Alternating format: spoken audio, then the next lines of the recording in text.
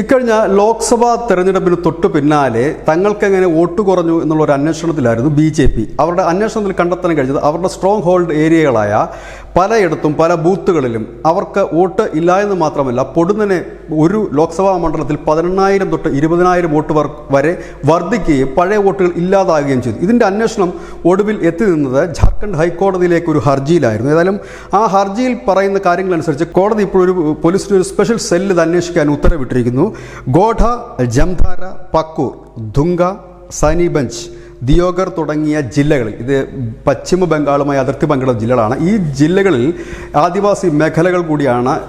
ആദിവാസി ഗോത്ര മേഖലയാണ് ഏറ്റവും കൂടുതലുള്ള ഒരു സംസ്ഥാനമാണ് ജാർഖണ്ഡ്. അവിടെ ഈ ജില്ലകളിലൊക്കെ വലിയ രീതിയിൽ ആദിവാസികളുടെ സംഖ്യ കുറയുന്നതും മുസ്ലിം ജനസംഖ്യ ഉയരുന്നതും ശ്രദ്ധയിൽപ്പെട്ടു കോടതി. ഈ മുസ്ലിംസ് എന്ന് പറയുന്നത് തദ്ദേശീയരായിട്ടുള്ളവരല്ല, ബംഗ്ലാദേശിൽ നിന്ന് കുടിയേറിയിട്ടുള്ളവരാണ്. പ്രത്യേകിച്ച് പർഗാന മേഖലയിലെ ആദിവാസി ജനസംഖ്യ 1951 44.67% 2011 ആയപ്പോഴേക്കും അത് 28.11 കുപ്പുകുത്തുകയാണ്.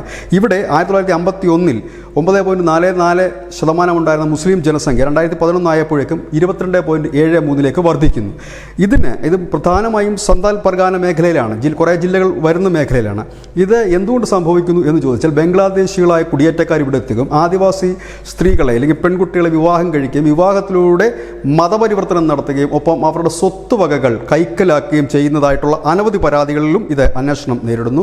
പെട്ടെന്ന് തന്നെ ഈ അതിർത്തി ജില്ലകളിലേക്ക് വളരെ പെട്ടെന്ന് അനവധി മതപാഠശാലകൾ, മദ്രസകൾ ഉയർന്നു വരുന്നു. ഇതിൻ്റെ മറവിലാണ് വ്യാജ ID കാർഡും ആധാറും ഈ ഇലക്ഷൻ വോട്ടേഴ്സ് ID കാർഡും മറ്റുമൊക്കെ നിർമ്മിച്ച് ഇത്തരത്തിൽ കടന്ന് കൂടുന്നത്. വലിയ രീതിയിൽ തന്നെ ജാർഖണ്ഡിൽ കുടിയേറ്റം നടക്കുന്നുണ്ട്. ബംഗ്ലാദേശിൽ നിന്നുള്ള നുഴഞ്ഞുകയറ്റക്കാർ വലിയ രീതിയിൽ കുടിയേറ്റം നടക്കുന്നു. ഇവർക്ക് വേണ്ടിയിട്ടുള്ള വ്യാജ തിരിച്ചറിയൽ കാർഡുകൾ നിർമ്മിക്കുന്നു എന്നത് പൂർണ്ണമായും കണ്ടെത്തുന്നതിന് വേണ്ടിയിട്ടാണ് ഇപ്പോൾ ഒരു സ്പെഷ്യൽ സെല്ല് രൂപീകരിച്ചിരിക്കുന്നത്. കാരണം ഇത്തരം ആരോപണങ്ങൾ വളരെ നേരത്തെ തന്നെ അവിടെ ഉയർന്നിരുന്നതാണ്. BJP മാത്രമല്ല, പല സംഘടനകൾ, പ്രത്യേകിച്ച് ആദിവാസി സംഘടനകളൊക്കെ ഈ കടന്നു കയറുന്നതിനെയും ഈ മതപാഠശാലകൾ പെട്ടെന്ന് ഉയർന്നു വരുന്ന ഈ മതപാഠശാലകളുടെ മറവിൽ നടത്തുന്ന പ്രശ്നങ്ങളും ഒക്കെ ചൂണ്ടിക്കാണിച്ചത് മാത്രമല്ല, പലപ്പോഴും ഇത് സംഘർഷത്തിൽ ഗോത്രവർഗ മേഖലയിൽ എത്താറുമുണ്ട്.